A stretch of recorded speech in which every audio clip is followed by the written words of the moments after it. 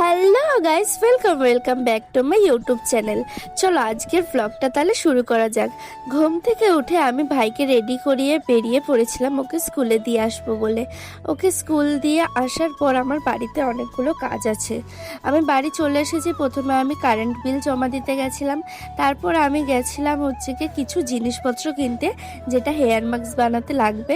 আর যা গরম পড়েছে, পুরো ঘেমে গেছি। চলো আগে মুখটাকে ফ্রেশ করে নিই, তার আগে ড্রেসটা চেঞ্জ করে নিই, আরও গরম লাগছে। এখন একটা হালকা পাতলা ফ্রক পরে নিয়েছি। এবার চলো ফেস ওয়াশ করে নিই, তারপর তোমাদেরকে দেখাচ্ছি।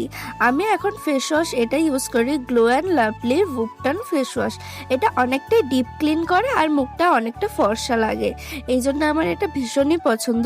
আর আমি ফেস ওয়াশ করার পর আমি একটা কাজ কখনো ভুলি না, সেটা হচ্ছে ফেস ওয়াশ করার পর আমি সবসময় মুখের মধ্যে আইস ডলি। এটাতে মুখটা অনেকটাই রিফ্রেশিং লাগে।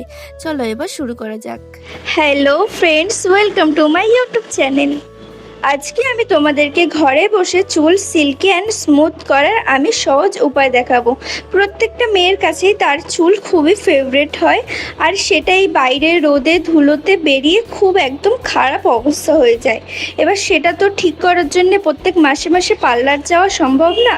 সেই জন্য আমি তোমাদেরকে কিছু ঘরোয়া ইনগ্রেডিয়েন্টস দিয়ে আমি একটা টিপস দেব, যেটা ইউজ করার পর তোমাদের চুল ঘন, সুন্দর, সিল্কি আর স্মুথ দেখাবে। আর এই হেয়ার প্যাকটা আমি আমার চুলেও ইউজ করে তোমাদেরকে দেখাবো। চলো তাহলে শুরু করা যাক, কোনো কথা না বাড়িয়ে। আর ভিডিওটা স্কিপ না করে লাস্ট অবধি দেখো, তাহলে তোমরা আফটার বিফোর রেজাল্ট তোমরা নিজের চোখেই বুঝতে পারবে। ফার্স্টেই আমার চুল দেখিয়ে দিচ্ছি, আমার চুল এখন কেমন লাগছে আর হেয়ার প্যাকটা ইউজ করার পর কেমন লাগবে।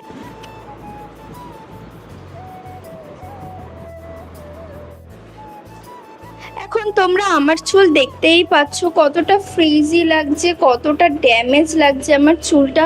আর চুলের নিচটা দেখো কতটা বাজে লাগছে, আর সামনে পুরো একদম তেল ছিটে মতো দেখাচ্ছে এই বাইরে পলিউশন ধুলোতে বেরানোর পর। এবার আমি এটার জন্য হেয়ার প্যাকটা তৈরি করব। এবার হেয়ার প্যাকটা তৈরি করার পর আমি চুলের মধ্যে অ্যাপ্লাই করে নেব, আর অ্যাপ্লাই করার পর লাস্টে তোমাদেরকে রেজাল্টটা দেখাবো কেমন হয়েছে।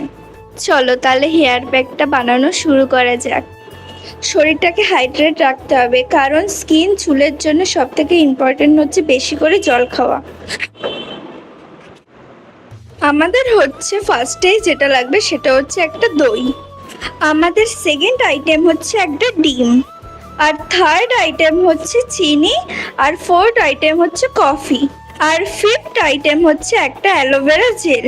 এটা তোমরা গাছ থেকেও নিতে পারো, গাছ থেকে যে অ্যালোভেরা জেলটা বেরোয় সেটাও নিতে পারো। আমার কাছে গাছ ছিল না, সেই জন্য আমি এটা ইউজ করব। চলো তাহলে বানানো শুরু করা যাক। এবার পুরো প্রসেসটা তোমরা মন দিয়ে ভালো করে দেখবে।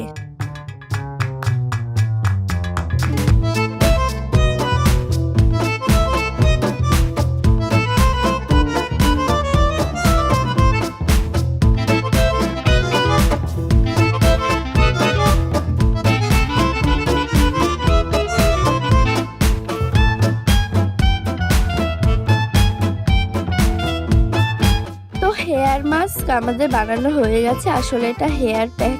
যাই হোক, এবার চলো এটাকে চুলের মধ্যে অ্যাপ্লাই করা যাক।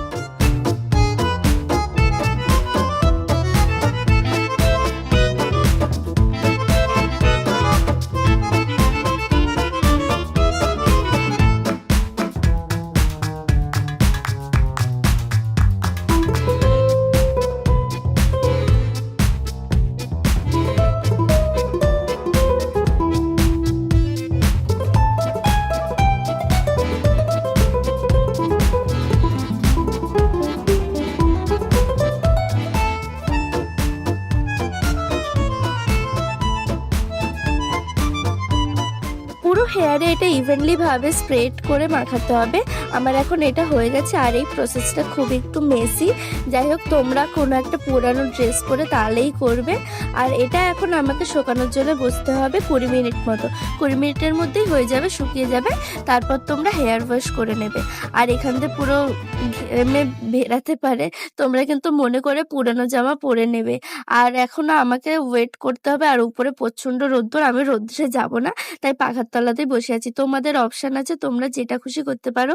ছাদেও যেতে পারো, পাখার তলায়ও বসতে পারো। এখনো পুরো জমেনি, পুরো আমার জামা পুরো ভিজে গেছে, কি অবস্থা। আরো কিছুক্ষণ ওয়েট করতে হবে, ভাল লাগছে না আর। বাট রেজাল্ট ভালোর জন্য তো করতেই হবে, তাই না? চলো এবার হেয়ারটাকে ওয়াশ করে নি, তারপর তোমাদেরকে আমি রেজাল্টটা পরে দেখাচ্ছি। আর আনফরচুনেটলি আমি শুট করেছিলাম যেদিন, তার পরের দিন সেদিনের সেই ফুটেজটা পুরো ডিলিট হয়ে গেছে।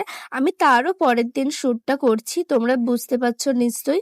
কিন্তু চুলটা কিন্তু অনেকটাই সিল্কি স্মুথ হয়েছে আর অনেকটা ঘন লাগছে। তোমাদের কেমন লাগলো জানিও। আর আজকে প্রচন্ড গরম পড়েছে, আর ফুটেজটা যখন শুট করছিলাম তখন অনেকটাই বিকেল হয়ে গেছিল, সেজন্য সানলাইটও ভালো আসছিল না। বাট চুল আমার অনেকটাই স্ট্রেট আর স্মুথ লাগছে। তোমরাও এটা ট্রাই করে অবশ্যই জানাবে বাড়িতে। টাটা, দেখা হবে পরের একটা ভিডিওতে। আর কমেন্ট করতে ভুলো না আমার এই টিপসটা কেমন লাগলো তোমাদের। টাটা।